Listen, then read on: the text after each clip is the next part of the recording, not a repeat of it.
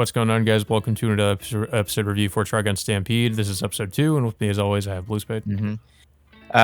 So the episode starts off with basically a continuation of the same flashback we saw at the last episode. Well, I was going to say this too. Like I thought it was going to be like showing more from the flashback, or showing maybe their lives before the ship got, the ship was destroyed and they had to abandon it.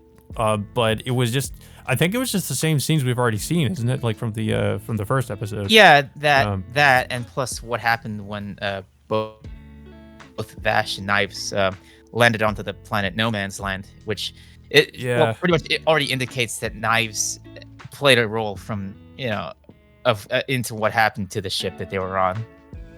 Yeah, so I immediately did not get a good impression of this episode because they just kind of showed that again, and I thought that was unnecessary.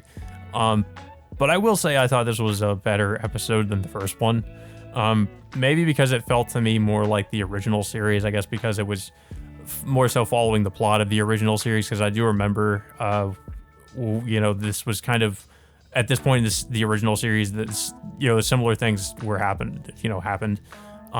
So I don't know. I definitely like this one a lot better than episode 1. Yeah, and this episode really showcases the kind of character that Vash is, of how he rarely wants to take the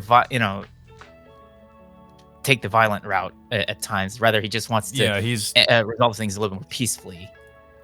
Yeah, Vash is a pacifist, so it's a lot more meaningful whenever he does end up drawing his gun, or he's forced to do something that he doesn't want to do.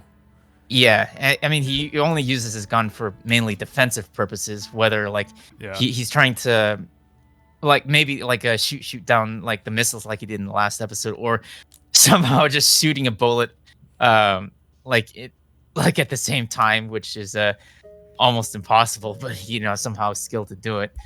But yeah, basically the episode focuses on Vash explaining to Meryl and Roberto of how he's accused of being the criminal when it's really Knives who's the one responsible for all the crimes that's happening in No Man's Land, because nobody really knew that Knives is actually Vash is his twin brother.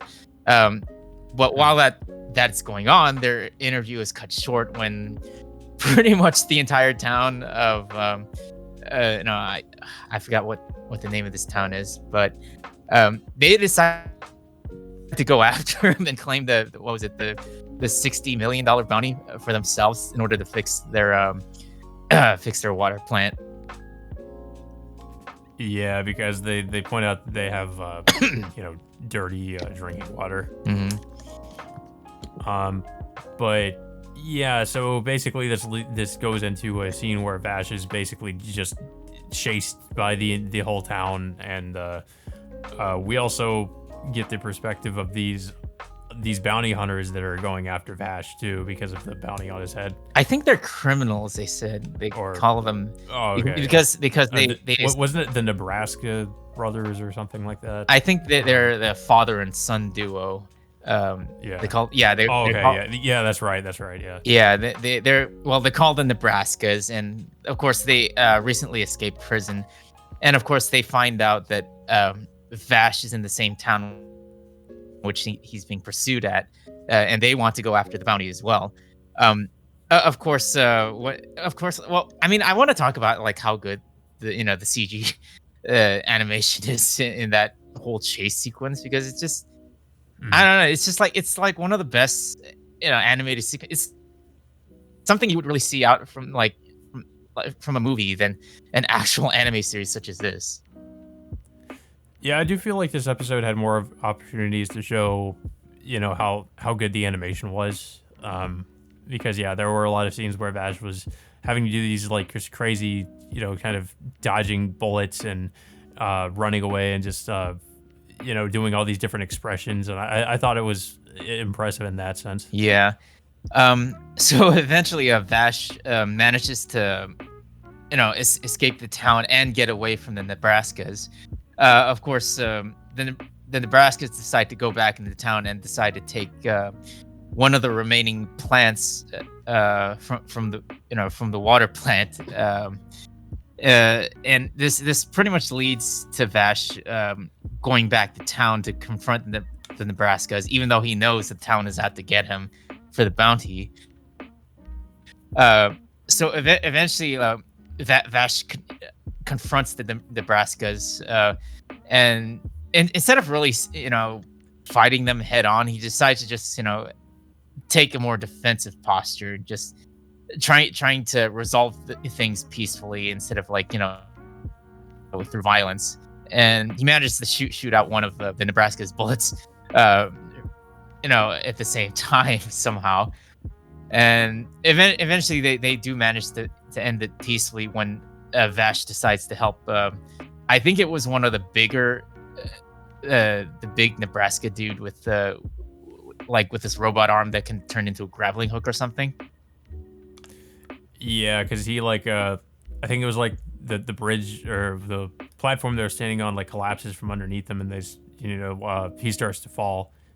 So he tries to save him, but and then eventually the entire town tries to help him up. Yeah, and of course, as soon as they save the guy, pretty much the entire town celebrates after that. And I guess in a way they choose not to go after Vash, but in the end, Vash. Well, it's also probably because Vash in this episode, there was that I forget what her name was, but that pregnant woman who was going after him, and he ended up saving her son from being killed by one of the Nebraskas at one point, and also he ended up trying to stop him from stealing the town's plant. So I think at that point, yeah, they're probably going to forgive Vash, I would imagine. But yeah, it seems they, like you said, yeah, they're not going to go after him, and they're celebrating. And Vash takes this opportunity to kind of walk away and leave everyone without them knowing he's gone. And before he leaves, Roberto has a conversation with him, asking why he's, I guess, pretty much asking why he's gonna leave. And I don't know. I'm starting to kind of like Roberto's character a little bit. I don't like him as much as I think it was Millie. But he's starting to grow on me, I guess. He seems like a decent, he could be a decent character. If he gets some proper development, I guess.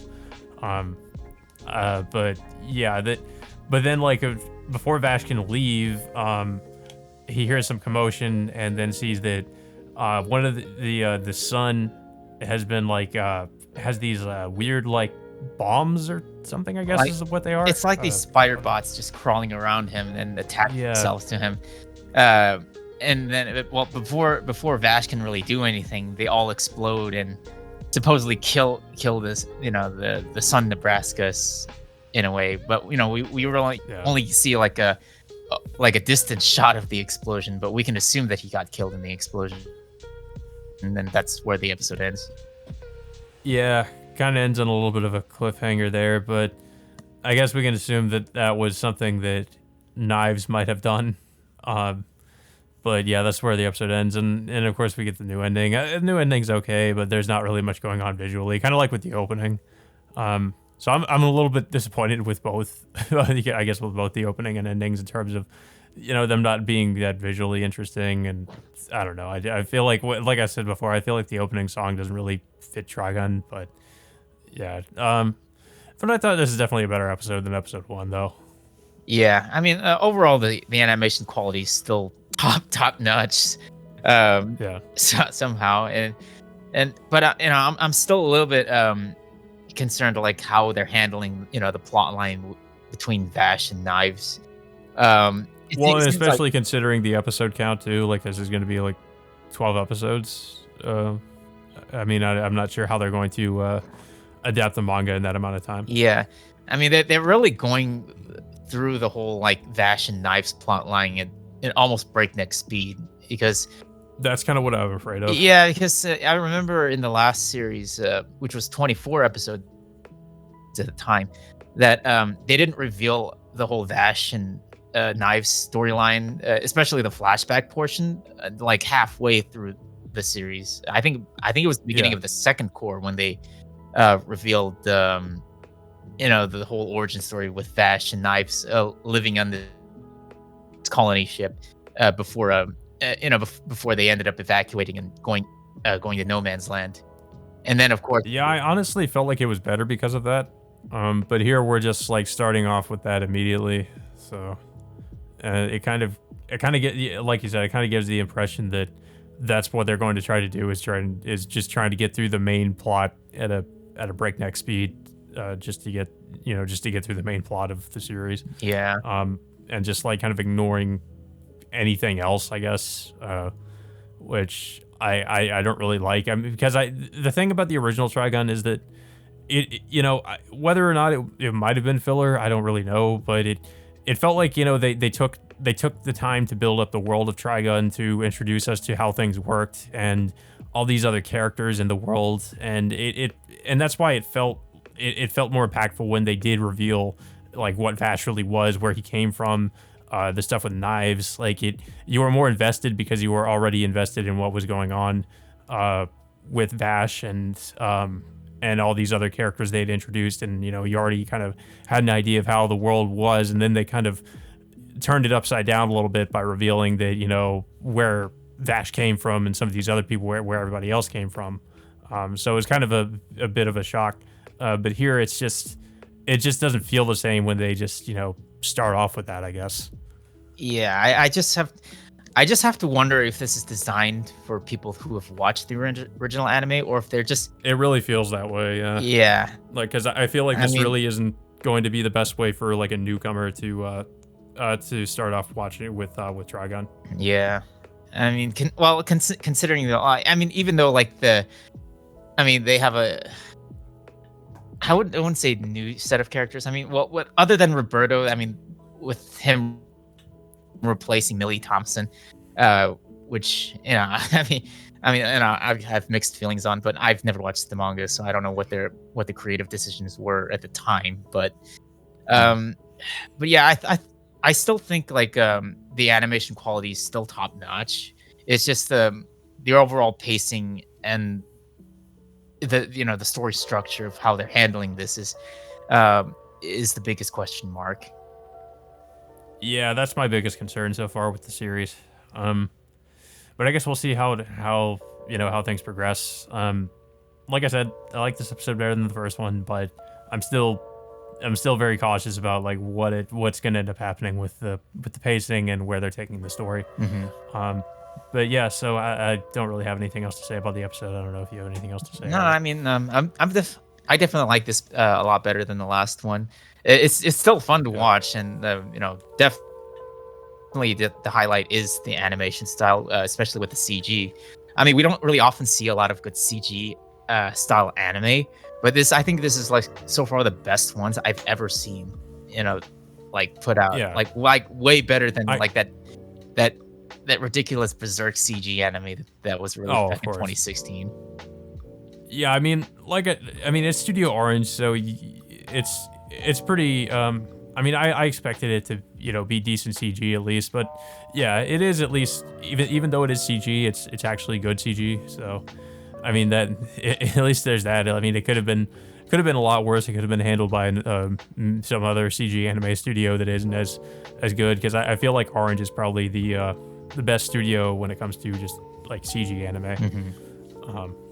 But yeah, so that all being said, guys, until next time, we will see you all later.